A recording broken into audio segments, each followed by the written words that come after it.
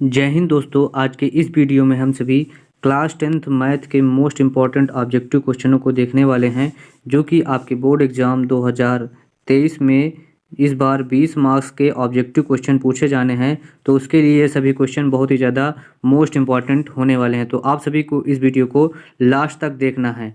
आज का हमारा पहला क्वेश्चन है, साइन स्क्वायर 60 अंश माइनस tan स्क्वायर 60 अंश प्लस 1 बराबर है।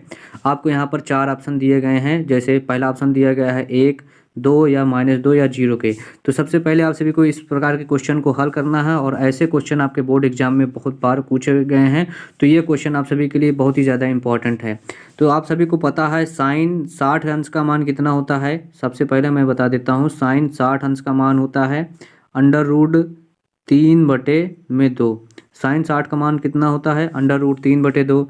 और जो tan 60 डिग्री है, tan 60 किसका, tan 60 डिग्री का मान कितना होता है, तो tan 60 डिग्री का मान होता है √3। तो आप सभी को इनका मान पता है, और आप सभी को यहीं इस जो क्वेश्चन है या समीकरण जो बनाया गया है ट्रिग्नोमेट्री का, उसमें इनको अप्लाई कर देना है। तो सबसे पहले हमको लिखना है साइन स्क्वायर 60 अंश के दर पे √3/2 का यहाँ पर हो जाएगा यह स्क्वायर, माइनस tan 60 का क्या हो जाएगा, तो tan 60 का होगा √3 का स्क्वायर, है ना। तो √3 गुणे √3 ये किसके बराबर हो जाएगा, तो ये हो जाएगा √3 गुणे √3 बराबर हो जाएगा आपका √3 के बटे नीचे 2 गुणे 2 हो जाएगा 4, है ना। प्लस यहाँ पर क्या दिया गया है, यहाँ पर बचेगा 3। अब आप सभी को क्या करना है, अब आपको इसका लासा ले लेना है 4। तो लासा इसका कितना आने वाला है, लासा इसका आएगा 4। कितना आएगा, 4। और यहाँ पर हो जाएगा 3, और 4 का इसमें गुणा होगा, 4 3 यहाँ हो जाएगा 12। क्या हो जाएगा, 12, है ना। जब यहाँ पर हो गया 12, और 12 प्लस 3 कितना हो जाता है, 12 प्लस 3 हो जाता है आपका 15। क्या हो जाता है, 15 बटे नीचे दिया गया है 4, तो 3।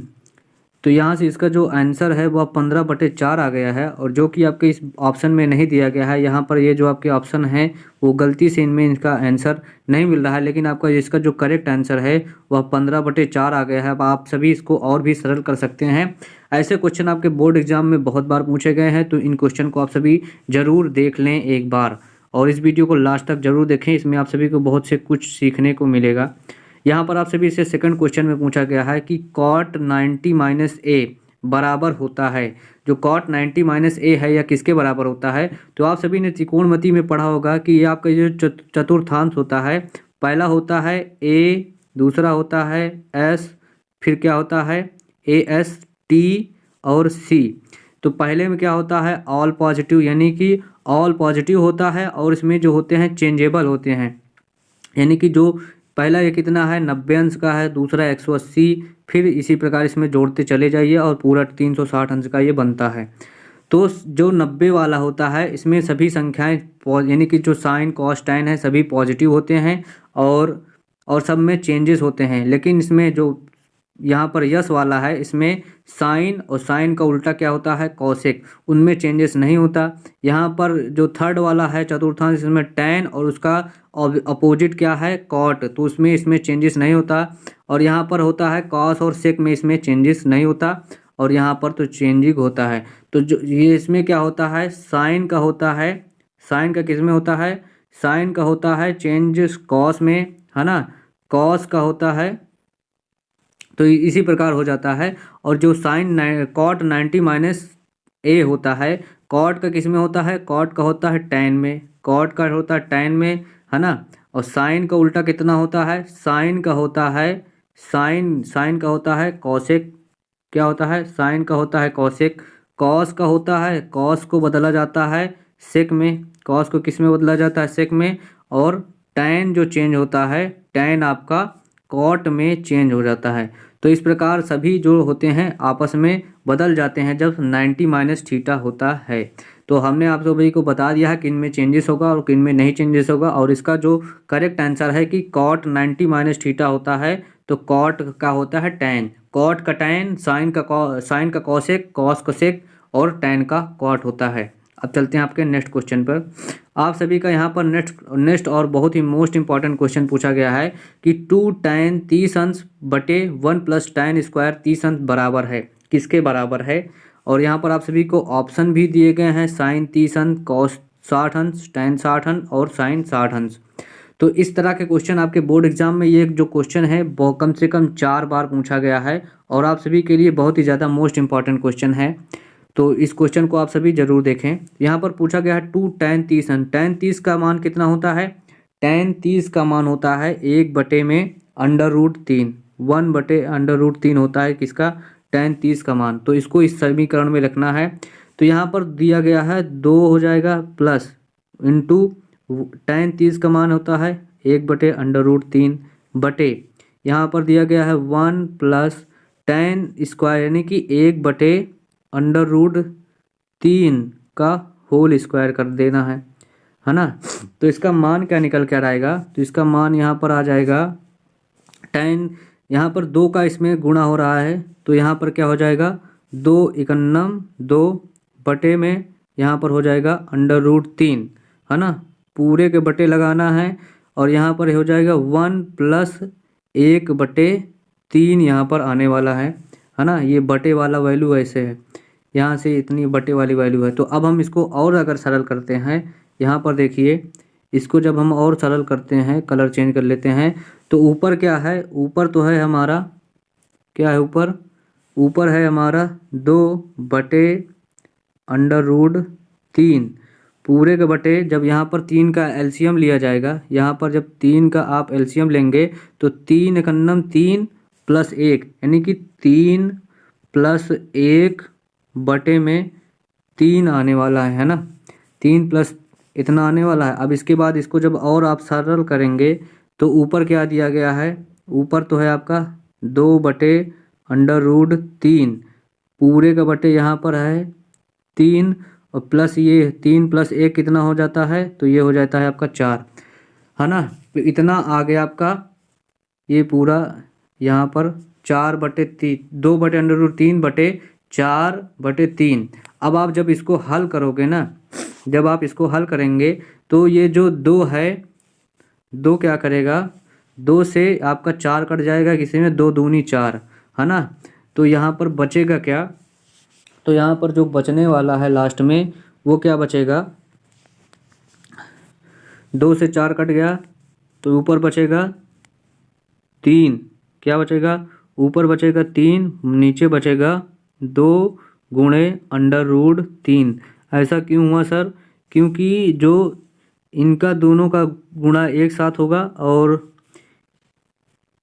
इनका एक साथ होगा है ना। तो यहाँ पर ये बच गया है 2 ये बचा है, ये वैल्यू जो है ये हमारी आई है और इसको हमको सरल करके इसका आंसर निकालना है ना है। तो ऊपर क्या यहाँ पर बच गया है आपका 3/2 ये वैल्यू आई है। √3 को नीचे नहीं रखना है तो आप √3 को क्या लिख सकते हैं, 3 को हम सभी लिख सकते हैं, 3 को लिख सका जा सकता है √3 × √3, नीचे क्या है 2 और यहाँ पर है √3 है ना।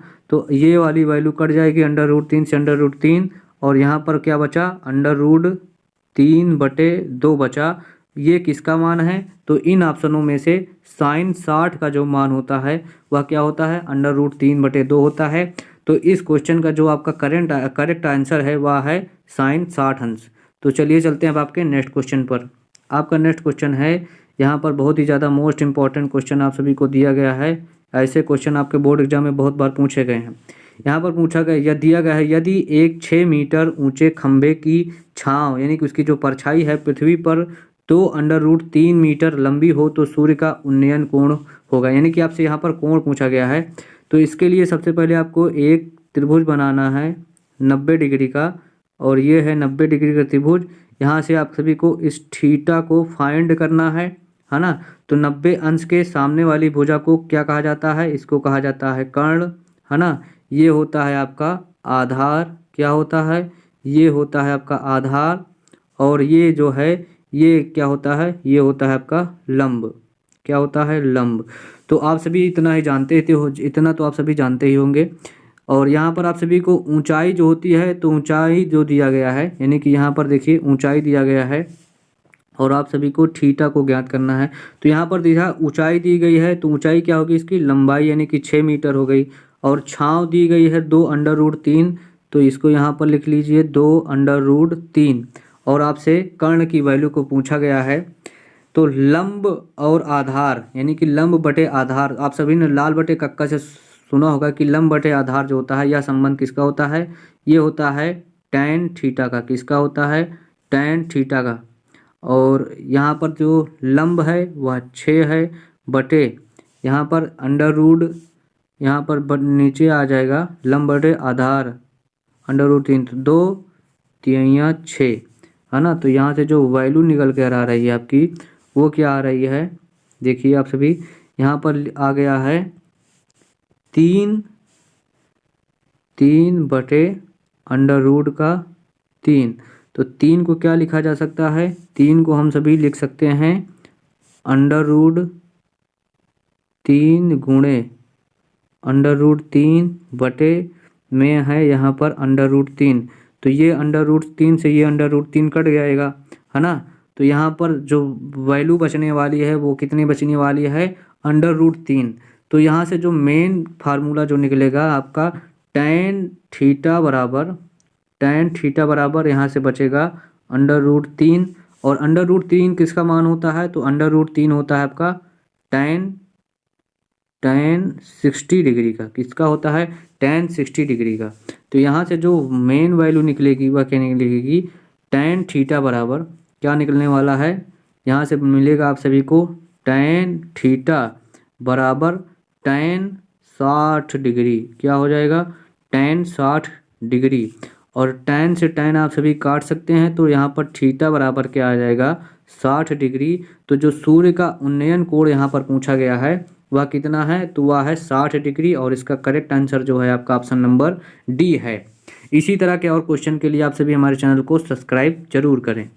यहाँ पर आप सभी से नेक्स्ट क्वेश्चन पूछा गया है। इस क्वेश्चन में आप सभी को देखिए क्या दिया गया है कि किसी मीनार की ऊंचाई 15 मीटर है और जब सूर्य का उन्नयन कोण 60 डिग्री हो तो मीनार की छांव ज्ञात करना है।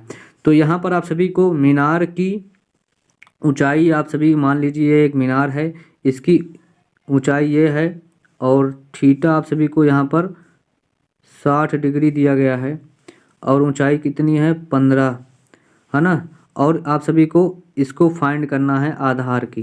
तो लंब बटे आधार आप सभी को हमने बताया कि क्या होता है, लंब बटे आधार किस में संबंध होता है, तो यह संबंध होता है आपका tan का। तो यहाँ से आप सभी ज्ञात करेंगे tan 60 degree is equal to, यहाँ पर हो जाएगा ये 15/x।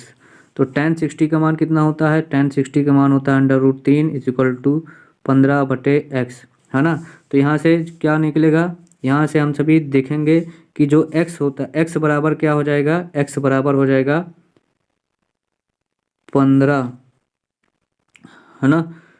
15 बटे में √3। तो आप सभी जानते हैं कि √3 ये वैल्यू क्या आएगी, तो इसको हम सभी क्या करेंगे, अब इसका √3 आप सभी जानते हैं कि इसको हर में नहीं रखा जाता, तो इसको हम सभी परमीकरण कर देंगे। तो यहाँ से हो जाएगा √3 गुणे √3, है ना। तो यहाँ से जो आपको वैल्यू मिलने वाली है वो क्या हो जाएगी, तो यहाँ से आपको x की जो वैल्यू मिलेगी, यहाँ से x की वैल्यू जो मिलेगी वो क्या मिलेगी, x is equal to 15 into √3 और √3 गुणे √3 नीचे कितना हो जाएगा, 3, और 3 से 3 पचे 15। तो x बराबर जो आपको मिलेगा वो क्या मिलेगा, 5√3। तो 5√3 आप सभी को किस ऑप्शन में दिया गया है, यहाँ पर ऑप्शन नंबर सी जो है इस क्वेश्चन का करेक्ट आंसर है। आशा करता हूँ आपको यह क्वेश्चन समझ में आया होगा। अब चलते हैं आपके नेक्स्ट क्वेश्चन पर। आपसे यहाँ पर पूछा गया है कि निर्देशांक अक्ष के प्रतिच्छेदन बिंदु को क्या कहा जाता है, क्या उसे भुज कहा जाता है, कोटि कहा जाता है, मूल बिंदु कहा जाता है या प्रतिच्छेदन बिंदु कहा जाता है। तो स्टूडेंट आप सभी जानते हैं कि जो आपका निर्देशांक होता है, तो इसका जो प्रतिच्छेदन बिंदु ये वाला है, ये जो प्रतिच्छेदन बिंदु है, ये जो प्रतिच्छेदन बिंदु है, इसको क्या कहा जाता है? इसको कहा जाता है मूल बिंदु। क्या कहा जाता है? मूल बिंदु कहा जाता है। तो निर्देशांक अक्ष के प्रतिच्छेदन बिंदु को क्या कहा जाता है? मूल बिंदु को। इसको क्या कहा जाता है? मूल बिंदु। तो इसका जो करेक्ट आंसर है वो आप सभी का ऑप्शन नंबर सी सही है कि निर्देशांक अक्षों के प्रतिच्छेदन बिंदु को मूल बिंदु कहा जाता है। अब चलते हैं आपके नेक्स्ट क्वेश्चन पर। यहाँ पर आप सभी से पूछा गया है कि बिंदु -6, -5 किस पाद में स्थित हैं। तो आप सभी जानते हैं ये है आपका निर्देशांक। इसमें क्या होता है? ये वाला जो होता है इसमें आप सभी के सभी वैल्यूज पॉजिटिव में होती हैं, चाहे वह एक्स की हो चाहे वाई की हो, है ना। और यहाँ पर क्या होता है, जो सेकंड चतुर्थांश है इसमें y की वैल्यू पॉजिटिव होती है, x की वैल्यू होती है नेगेटिव। यहाँ पर देखिए x की वैल्यू और y की वैल्यू दोनों की दोनों नेगेटिव हैं। तो जिस चतुर्थांश में x और y दोनों की वैल्यू नेगेटिव होंगी वही आपका इसमें करेक्ट आंसर होगा। तो आपका जो थर्ड चतुर्थांश होता है इसमें y प्लस x दोनों की वैल्यू क्या होती हैं? नेगेटिव होती हैं। तो इसका इस क्वेश्चन का जो करेक्ट आंसर होगा कि जो तृतीय पाद है उसमें जो आपका बिंदु -6, -5 है इसमें इसी में स्थित होगा। अब चलते हैं अब आपके नेक्स्ट क्वेश्चन पर।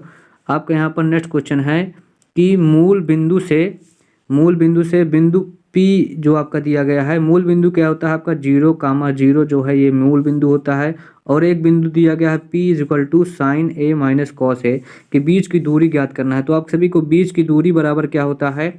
√ में x2 - x1। तो आपका ये x1 है, ये x2 है, और ये यानी कि ये y1 है, ये x1 या y1 है, ये क्या है? x2 और y2 है।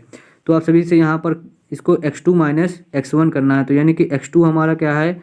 sin A है, -0 हो जाएगा पूरे का होल स्क्वायर, प्लस y2 क्या है?